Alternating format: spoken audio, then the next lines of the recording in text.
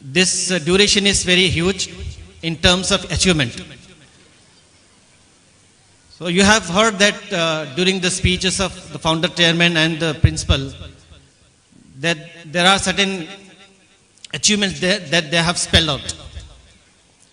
If you want you to be remembered, you have to focus on certain things. And I would like to emphasize on that one actually. So as a student, what is your responsibility? Why you are studying in an institution? Why you are writing examination? Why you are feeling happiness over getting good results? What actually you want to achieve? That should be very much clear before you, and that clarity will motivate you to aim for higher. The first thing is, the era in which we are living is very advanced. Both scientifically and technologically, the world has moved, and we are witnessing inventions and discoveries in various fields. So we have to look at that very objectively. You have to understand what is the relationship of that invention or discovery with you. For example, the Ramaya sir said that nowadays the children are addicted to mobile phones. So that means mobile phone has got some relationship with us. It has got some vibrant relation. So you have to define in what sense we can make use of today's technology. How far we can go and how far we can prevent ourselves to be very effective in our studies. So this is very important thing you should remember. In the days to come, you will have the robotic aided teaching probably in your school. Robots will come and teach you, or the electronic gadgets that are monitored by those things. And it will be a challenge for you to understand what actually happening. So in this case, our students need to be very creative, very critical in their thinking. Then only you can survive, then only you can make use of today's technology. This is very important point you should remember. In order to be very efficient, you should rely on your intelligence, not the artificial intelligence. AI is what you know, artificial intelligence. That is not human intelligence. That is not inherent intelligence. You have that intelligence. So you should believe in yourself in order to be champion. This is very important thing, because in the days to come you will find those things within your campus. But you should not rely on that one. You should rely on your intellect. The Prophet has said, peace be upon him, that the human is like mines, you know, gold and silver. You find gold and silver where? Beneath the earth, in the mines. Similarly, man is like mines. Al insanu ma'adinu kamadin zahabi wal fizzati. Humans are like mines, like the mines of gold and silver. So you have gold within, you have silver within. So you have to probe yourself. You have to be very critical at yourself to find out what you have actually. So this is your prime responsibility. And the second one, you know, you should aim for higher. You want to be remembered, you should aim for higher. You know who was the last Indian to win the Nobel Prize in the field of science? Can you answer this question? Who was the last Indian to win the Nobel Prize in the field of science? He was Sir C.V. Raman. In the year 1930. How many years have gone? How many years have passed? Almost 92 years have passed. After 92 years, we are finding ourselves that we are not winning any Nobel Prize in the field of science.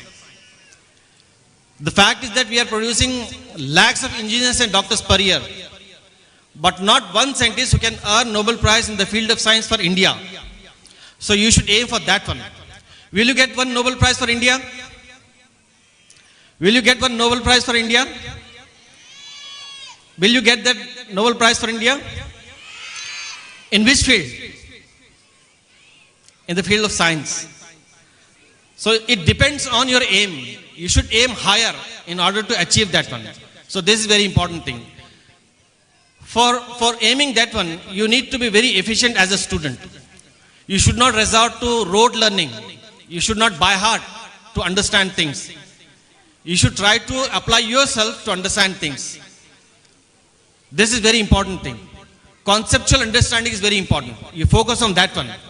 Don't leave that chapter, don't leave that question, don't leave that passage that challenges you. Be critical at yourself and try to understand what actually that is. That is conceptual understanding. Focus on conceptual understanding. Focus on critical thinking.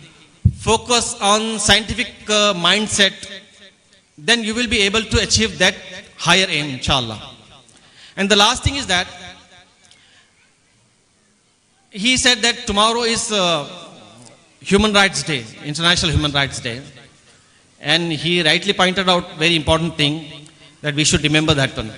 So in India, we are finding that the rights of humans are at a very pathetic condition. We are not enjoying rights here actually. To some extent we are enjoying, but we find that poverty is there, unemployment is there. So in order to get those rights, we should be aware of those rights actually and try to be a solution to that problem. So at this stage, if you decide that your aim will combine with your mission, then you are a complete human being. You are a complete Muslim. That your aim is combining with the mission. Your aim is to become a scientist. Your aim is to become an engineer. Your aim is to become a doctor or lawyer or social scientist. That is your aim.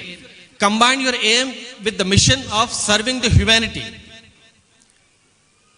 Your goal, your vision should have two things. One is your aim, one is your ambition, and another one is your mission. Both ambition and mission should become your vision. So that is very important thing. Otherwise, we will find the same thing in the future also. Poverty will be there, unemployment will be there, hunger will be there. But if you decide right now, you can change the scenario. I'll give an example. See, we have primary health centers at the villages. And we all know that 60 to 70% Indian population lives in rural areas, in the villages. And for that, government has set up primary health centers at the village level. But no certified doctor goes over there. He serves at the city level, at the multi-speciality hospital. Why our doctors are not serving at the villages? And because of that, we are finding very pathetic condition in the villages. You look at the children's health, the death rate of children. You count these things, you will be shocked to know that the condition is not that conducive to the development of a country. So why our doctors are not going to the villages? The question arises. If we teach our student and our students understand that they have to serve the humanity, then definitely they will go to the villages and they will go to the remote areas. So serving the humanity depends on your vision, depends on your decision right now. If you take it right now, you will be able to serve the humanity. This is what I wanted to convey at this point of time. I congratulate the founder chairman of this institution, who is a very dear friend of mine, and he expressed his happiness over my joining over here. Same way I'll express my happiness that I am a part of the 15th year celebration. And right from first year, I am very much attached with him, and I know that Ayesha school is running over here and the performance of this school. May Allah subhanahu wa ta'ala bless him, bless the teachers and the parents and all of the students. Thank you for inviting me here. Assalamu alaikum wa rahmatullah.